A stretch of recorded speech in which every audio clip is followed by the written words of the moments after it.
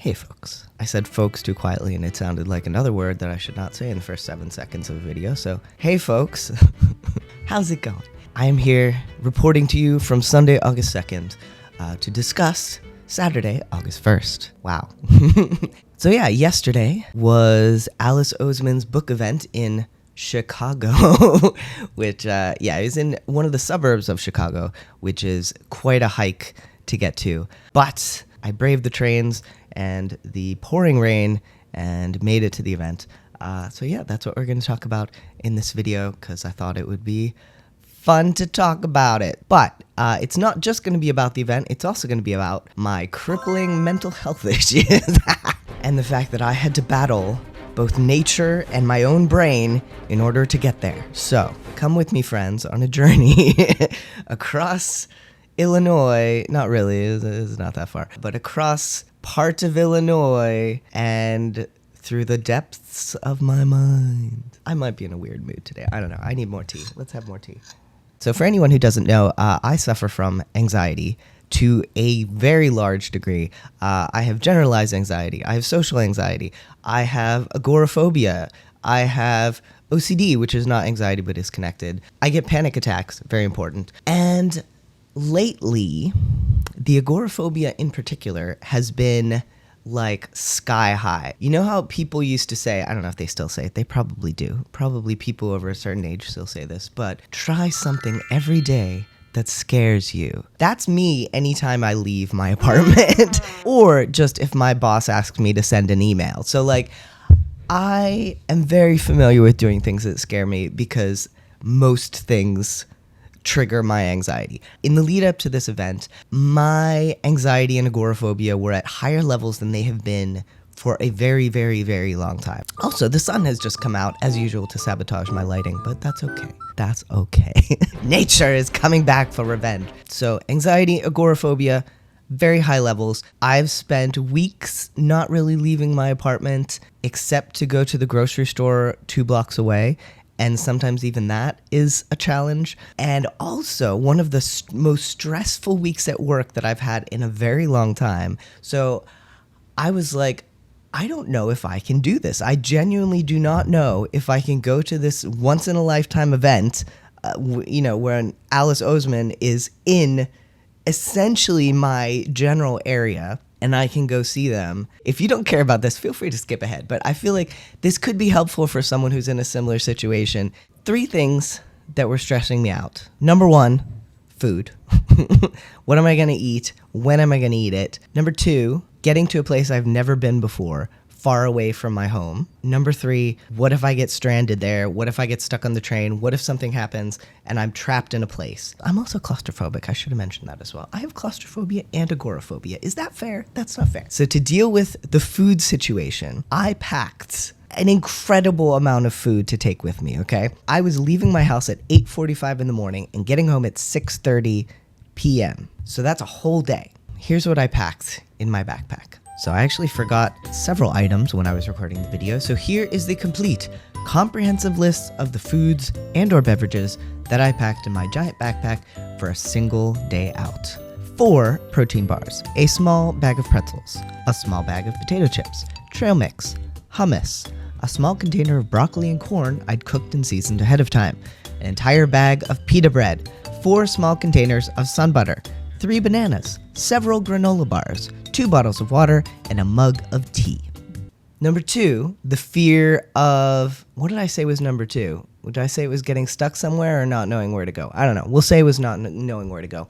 So I plotted out the route. I wrote down the instructions on my notepad of where to go, when to go. I went to Google Street View so I could visually see where I would need to walk once I got there. This way, I knew where I was going, I knew when I was going there, and I could visualize how to get from point A to point B. So, number 2.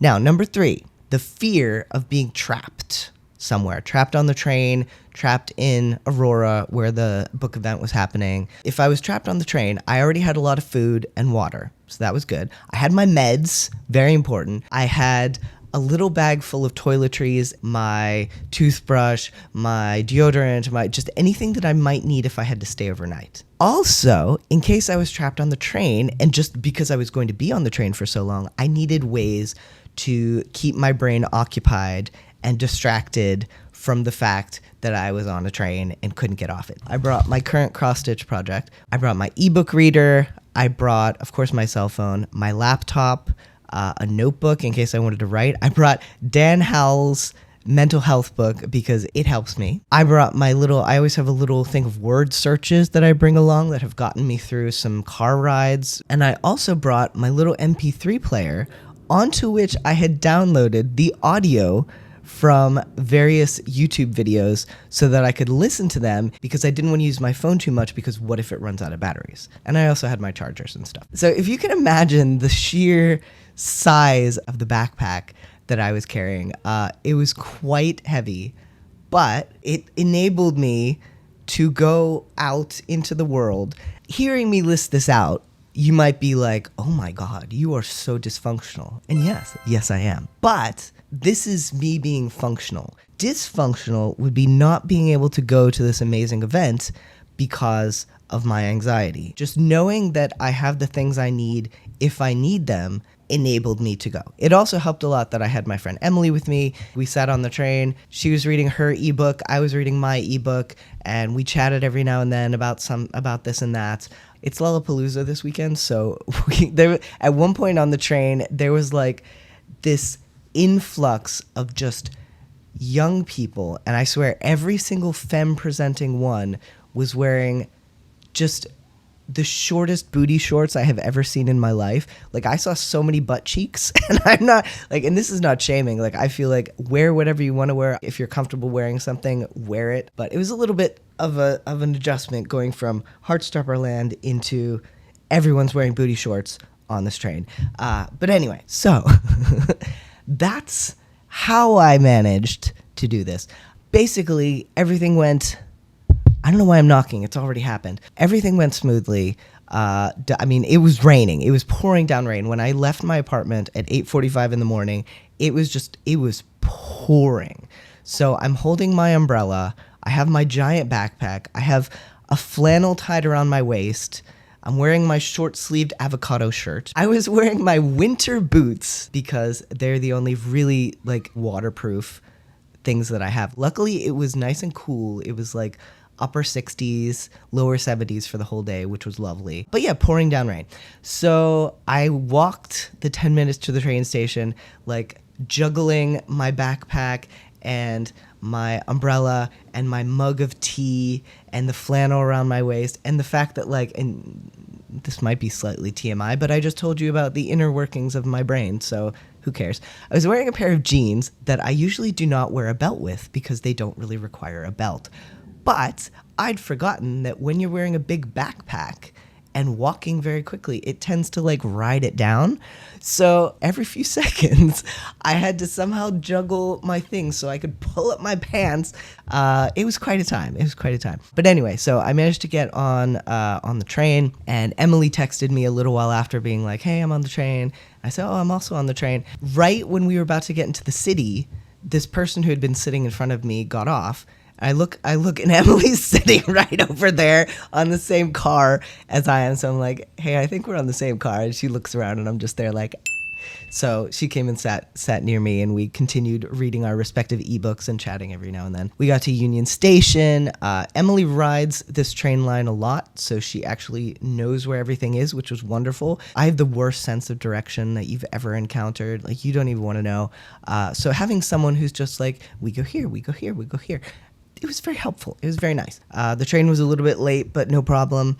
And then we got on the train and we sat down. Nice empty car, just a few people. And the conductor comes and says, oh, everybody, you're going to have to go to the next car.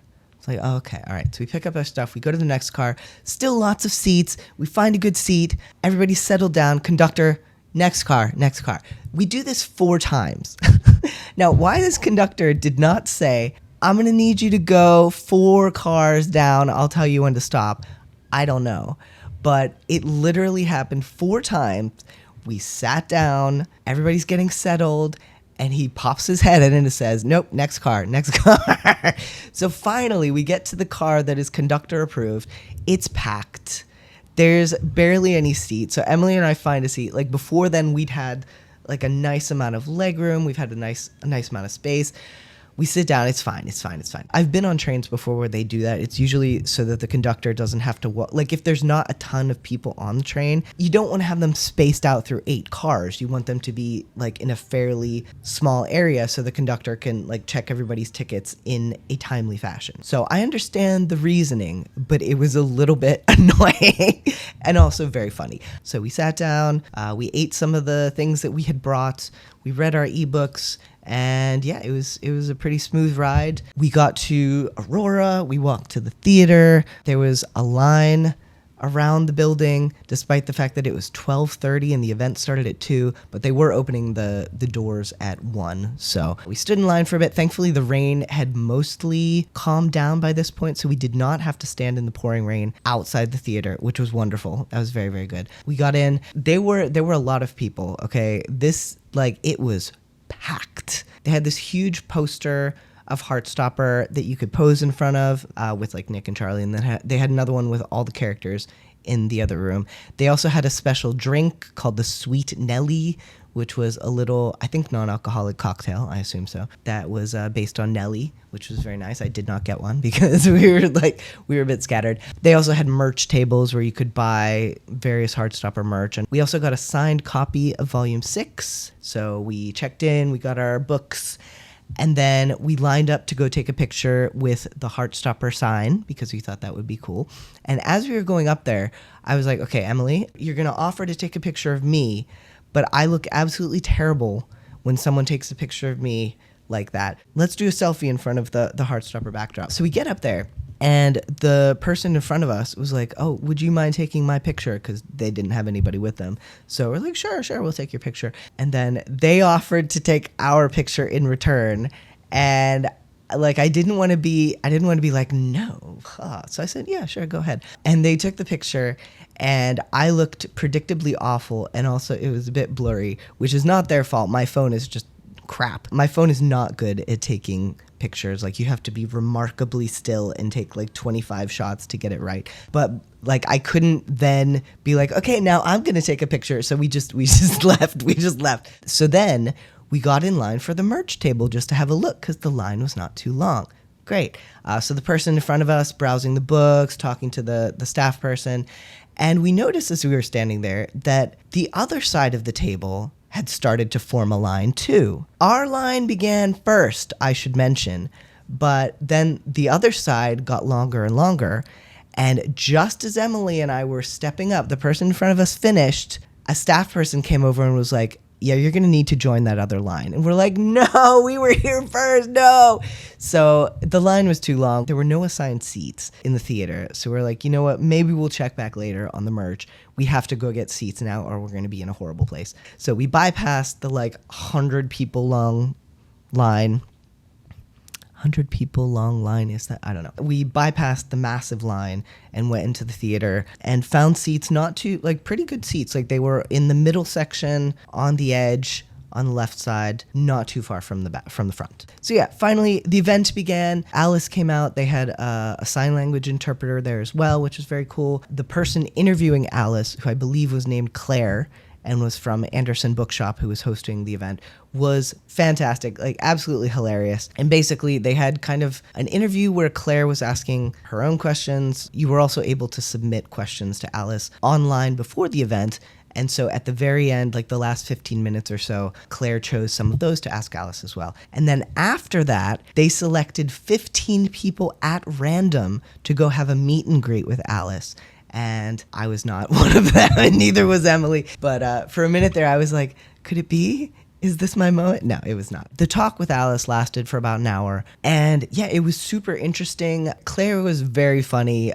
She had so many good jokes and lines and just, you know, was introduced as a Heartstopper super fan. So she also knew her stuff. So some of the questions, I can't remember all of them. So if you were there, feel free to chime in the comments with what you remember. Some of the more interesting things that got talked about, there was a question about why the changes to characters were made in terms of the comics versus the show and the movie.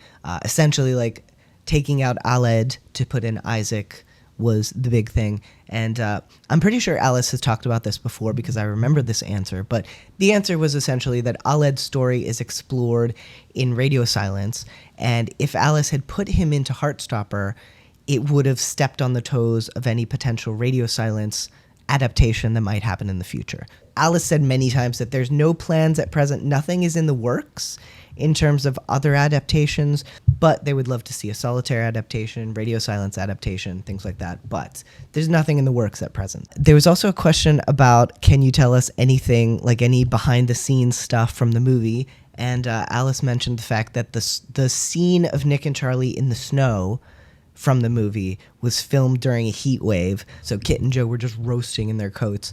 I guess to balance out the scene where they had the scene from the beginning of season 3 where they had to shoot swimming summer scene in very cold weather. So, you know, it balances out. There was a question about Nick and Charlie when they're old and the fact that they are indeed endgame as far as Alice is concerned.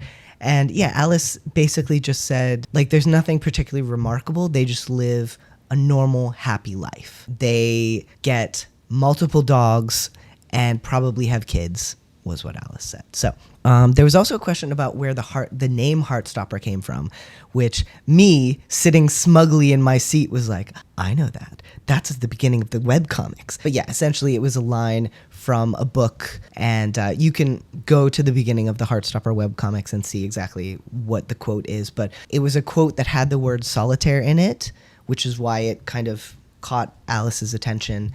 And it also had the word Heartstopper in it. So there was also a question about who's your favorite character from everything you've written. And Alice said it's a 3-way tie between Nick, Charlie, and Tori because they love Nick and Charlie. They've been with them for so long. And also Tori was the first character that they wrote. So they feel very, very connected to her. There was also a question about which character from Heartstopper would you most want to spend the day with and have like shenanigans with if they could come to life for one day. And Alice said Michael Holden, because, when there's shenanigans, you want Michael with you. So, there was also a question about having the courage to kind of put yourself forward in terms of like Alice getting Solitaire published, Alice getting the Heartstopper adaptation made. Claire was kind of leading in the direction of like, how do you have that believing in yourself and your work so much that you can do this? And Alice essentially said like, it wasn't about believing in yourself so much as just giving it a try.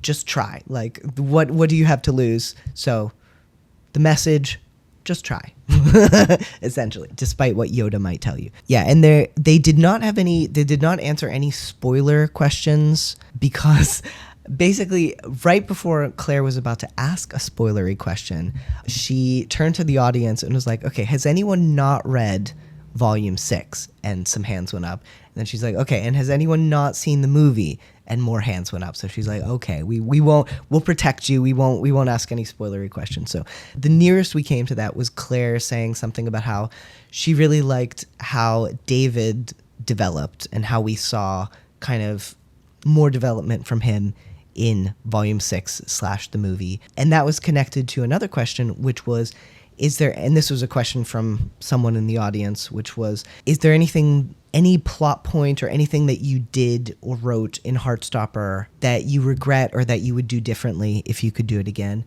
And Alice essentially said that they would like to add more depth to the quote-unquote bad guys early on, because they felt like the early parts of Heartstopper, it was a little bit more black and white in terms of this is a bad guy.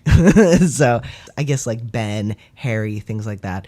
But as it went along, more depth was added to characters and people were not just villains. They had, more depth to them. So they wish that they could have done that from the beginning. Okay, and I'm sure that there are other things that were said that I'm forgetting about right now. So as I said, if you were there, feel free to leave any that you remember in the comments. But yeah, so that was essentially it. The event finished up. People's names were called to go backstage and meet Alice, and that was very cool to hear. The first person whose name was called was not in the theater. They had checked in, so they were there, or they were in the bathroom, or they left early, and they got chosen and they didn't go, which was so sad. Then they did call other people, and a name would get called, and then some of them would just stand up, some of them would go like, ooh. At one point, someone's name was called, and they went, holy shit!